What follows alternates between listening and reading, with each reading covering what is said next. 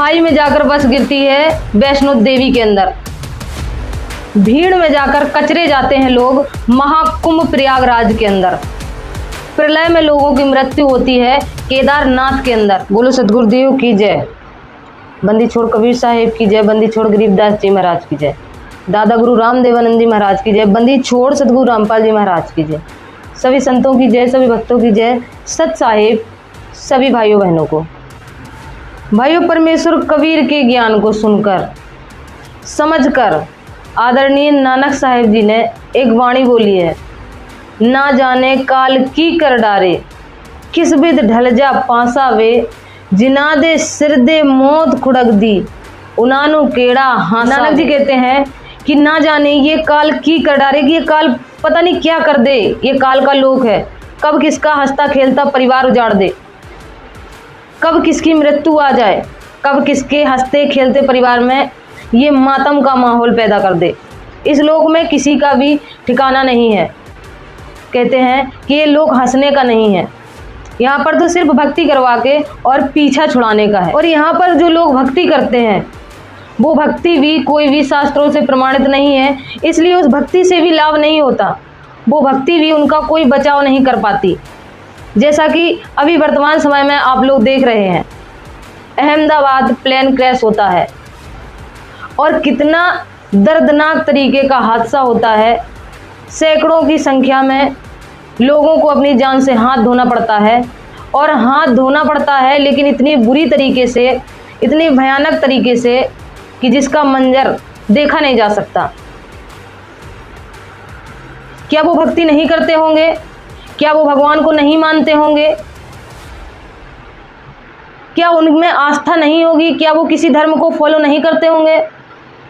अगर करते होंगे, अगर हाँ जवाब है, तो उस भगवान ने मदद क्यों नहीं की? क्यों नहीं रक्षा कर पाया वो भगवान जिसकी वो भक्ति करते होंगे? जिस धर्म को फॉलो करते होंगे उस धर्म का जो गॉड है, खुदा है, अल्लाह है या परमात्मा भगवान है, वो उनकी मदद क्यों नहीं कर पाया? क्योंकि सुनने में आया है कि उसी प्लेन में एक परिवार था जिसमें 5 सदस्य थे, और उनकी जो वाइफ थी वो वैष्णो देवी को याद कर रही थी, लेकिन वहाँ पर वैष्णो देवी ने मदद क्यों नहीं की? यहाँ पर बहुत सारे सवाल खड़े होते हैं कि आखिर ये लोग इतने भयानक तरीके से, दर्दनाक तरीके से मृत्यु को प्राप्त हो रहे हैं और भगवान को कोई भी रहम नहीं आ रहा है इनके भगवान को, जिनकी ये भक्ति करते हैं। आखिर ऐसा क्यों है? तो भाइयों, एक जवाब तो यहाँ सामने ही सिद्ध होता है कि गीता ज्ञानदाता गीता के अंदर कहता है कि जो शास्त्र विधि को त्याग कर मनमाना आचरण करते हैं उनको ना तो कोई सिद्धि प्राप्त होती है और ना ही उनकी कोई गति होती है, और ना ही उन्हें किसी प्रकार का कोई लाभ होता है। तो यही कारण है इन लोगों का कि ये शास्त्र विधि को त्याग कर मनमाना आचरण करने वाले लोग होते हैं। और दूसरा, परमेश्वर कबीर सूक्ष्म वेद की वाणी में कहते हैं, मन तू पावेगा अपना किया रे, भोगेगा अपना किया रे।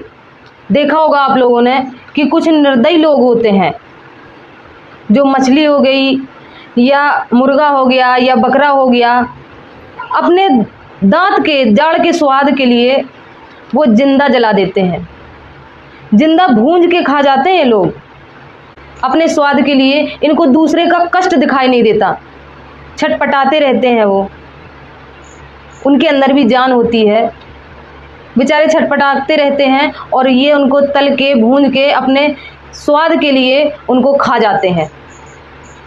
ऐसे ही लोगों की ये दुर्गति होती है। जिस तरीके से परमात्मा कहते हैं, मन तू पावेगा अपना किया रे, भोगेगा अपना किया रे, कि जैसा तुम करोगे वैसा तुम्हें मिलेगा। कहते हैं धर्मराय के दरबार में तिल तिल का लेखा, तिल तिल भर का लेखा है इस लोक में। जैसा करोगे एक तिल भर भी माफ़ी नहीं होगी अगर पूर्ण संत की शरण में नहीं हो और सही सद्भक्ति नहीं कर रहे हो वेदों के अनुसार, तो एक तिल भर की भी माफ़ी नहीं होती इस लोक में। धर्मराय के दरबार में तिल तिल का लेखा है, वही लेखा यहाँ पर मिला।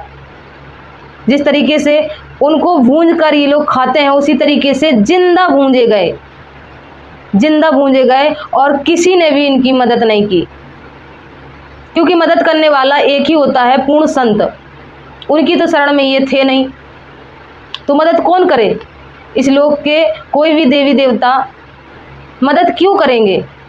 उनका तो साफ कहना है, जब शास्त्र अनुकूल साधना करोगे तब वो मदद करेंगे।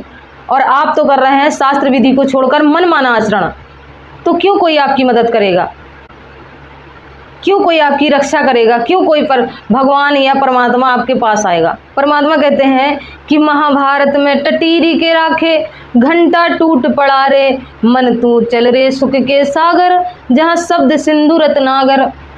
महाभारत युद्ध चल रहा था, उस वक्त उस युद्ध के बीच में टटीरी एक पक्षी होता है, उसने अपने अंडे दे रखे थे।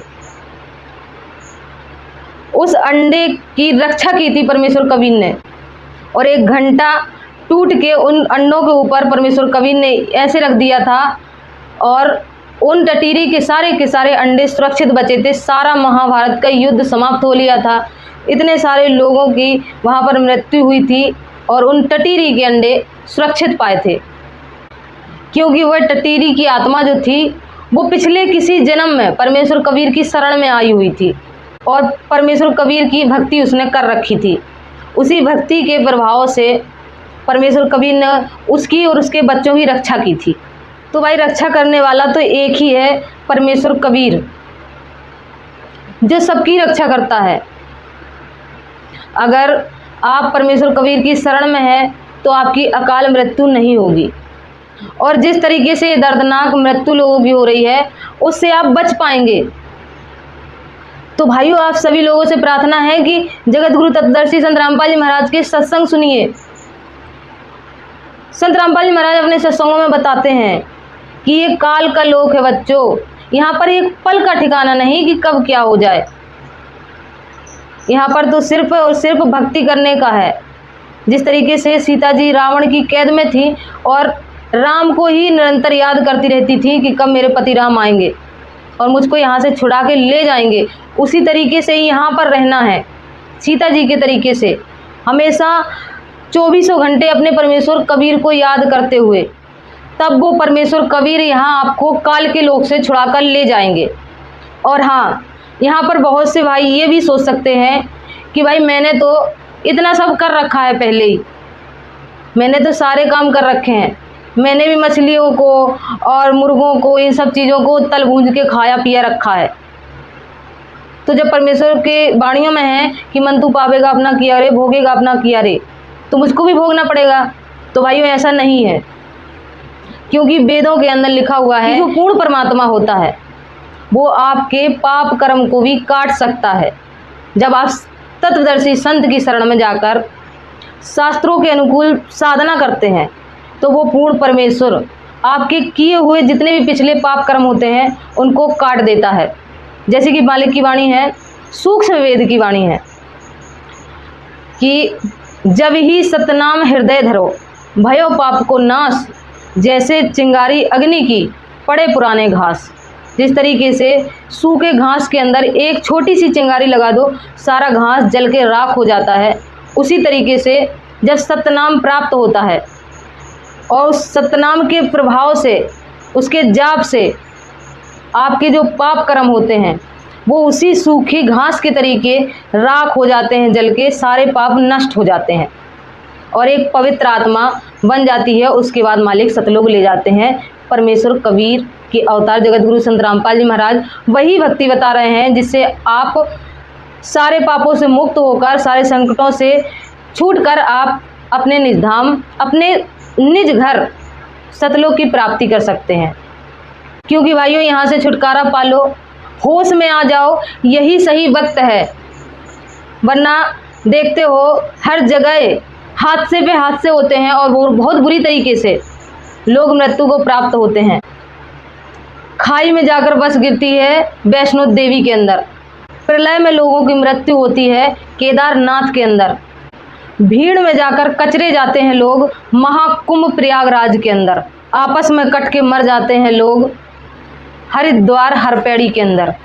आस्था के नाम पर हमेशा लोगों को दर्दनाक मौत का सामना करना पड़ा है। कोई रक्षा नहीं करता, कहीं पर भी रक्षा नहीं होती। रक्षा करेगा तो सिर्फ आपका पिता परमेश्वर कबीर, उसके अलावा आपकी कहीं पर भी कोई रक्षा नहीं हो सकती। तो पहचाने परमेश्वर कबीर को और जगत गुरु तत्वदर्शी संत रामपाल जी महाराज के सत्संग सुनकर, ज्ञान समझकर, नाम दीक्षा लेकर अपना कल्याण करवाएं। मिलेंगे नेक्स्ट वीडियो में, तब तक के लिए सत साहिब।